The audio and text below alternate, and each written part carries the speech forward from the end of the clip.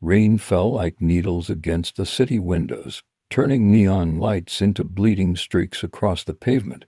Sirens echoed somewhere far away, just another night in a place that had forgotten what safety felt like. Detective Mara Cole stood over the body. Male. Mid-40s. Bound to a chair. A single gunshot wound to the forehead. Clean. Precise. On the wall behind him, written in dark red paint, he killed 8. I stopped him. Mara exhaled slowly. This was the 4th body in 3 months. And every victim had one thing in common. They were all murderers. Someone out there wasn't just killing. They were hunting. At headquarters, the case board looked like a conspiracy theorist's nightmare. Photos. Strings. Notes. Crime scene prints. Detective Alvarez leaned against a desk, arms crossed. Tell me again why we're treating this guy like a serial killer. He's doing us a favor. Mara shot him a glare. He executed for people. That's murder. For people who murdered others. That doesn't make him a hero. Alvarez shrugged. Depends who you ask. Mara turned back to the board. Victim 1, acquitted on a technicality. Victim 2, gang enforcer with 6 suspected kills. Victim 3, domestic abuser whose wife disappeared. Victim 4, tonight, a man recently released after serving time for manslaughter.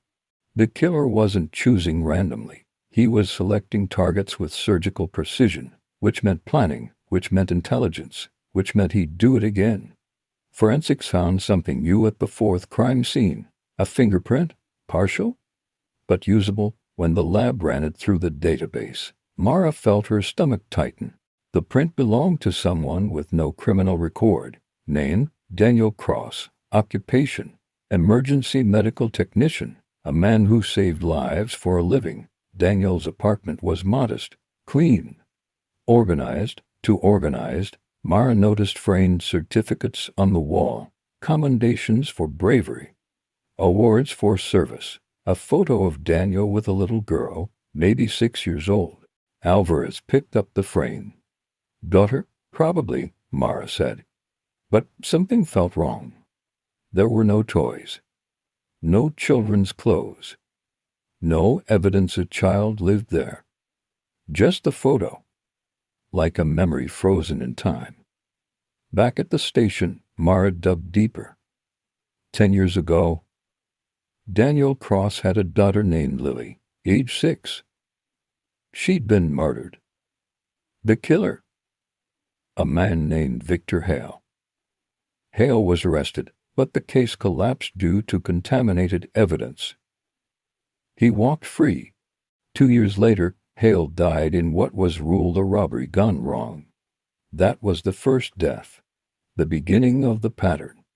Daniel Cross hadn't started killing recently. He'd started 10 years ago. When Mara finally found Daniel, it wasn't during a chase. It was at an ambulance station. He was kneeling beside an injured homeless man, calmly wrapping a bandage around his arm.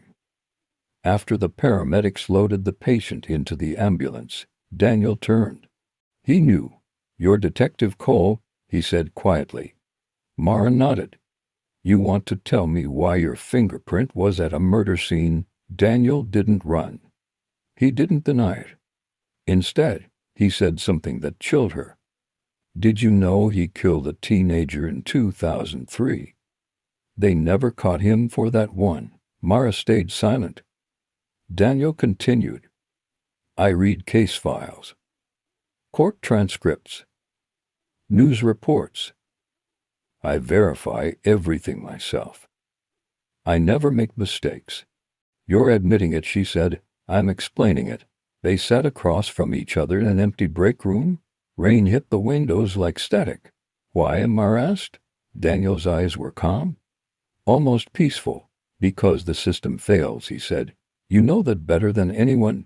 That's not your decision to make. It became my decision the day my daughter died. He continued. I waited for justice. I trusted the process. And the man who murdered her walked free, smiling, living his life, breathing the air she never would again. His voice cracked for the first time. So I made a promise. No more predators walking away. No more families destroyed while killers hide behind loopholes. You're still a killer, Mara said. Yes, he replied. But I choose monsters. Nara's radio buzzed. Dispatch confirmed something urgent. Another body had been found. Another murder. Same message on the wall. But Daniel had been with her the entire time. Which meant one thing. There were two of them. Mara looked at Daniel. He sighed. I wondered when that would happen. You have a partner. No, then who? I inspired someone, he said quietly. And that's the problem. The new victim wasn't a murderer. He was innocent. Wrongly accused years ago but cleared. The copycat hadn't checked the facts. He'd just followed the idea. The message on the wall read, he deserved IT. Mara felt cold. This was the nightmare scenario. Vigilante justice spreading like a virus. She turned to Daniel. This is what you created. His face collapsed with guilt. Yes, Daniel stood. I can stop him. You're under arrest. If you arrest me, more copycats will appear. People love heroes. Especially violent ones. He wasn't wrong. You turn yourself in, Mara said, and tell the truth publicly. That you're not a hero. Daniel shook his head. They won't believe it. Then help me catch the copycat. Silence filled the room. Finally, Daniel nodded. One condition. What? When this is over, I confess to everything. The copycat turned out to be a crime blogger obsessed with Daniel's killings. He'd tracked patterns, locations, victims. He thought he was continuing a legacy. Daniel confronted him before the arrest. You don't know who deserves to die, Daniel said. They're criminals, the copycat shouted. So, am I that stop him cold? You don't get to decide, Daniel continued. That power destroys you. Police sirens approached. The copycat dropped the knife. Weeks later, the press conference aired live. Daniel stood beside Mara in handcuffs. I am responsible for multiple murders, he said into the microphones. I am not a hero. I am not justice. I am a man who let grief turn into violence. Reporters shouted questions. He continued anyway. If you believe what I did was right, then you're wrong. Killing never fixes what's broken. It only spreads the damage. Mara watched the crowd. Some people looked angry. Some looked disappointed. Some looked thoughtful.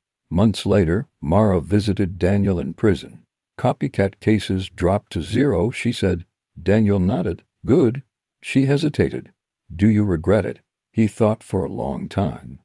I regret that my daughter isn't alive, he said. Everything else is just consequences. As Mara left, he added quietly, I hope the people I stopped would have hurt no one else. That's the only thing that lets me sleep. Justice isn't about revenge. It's about preventing tomorrow's victims. And sometimes, the line between hero and villain is only visible after the damage is done.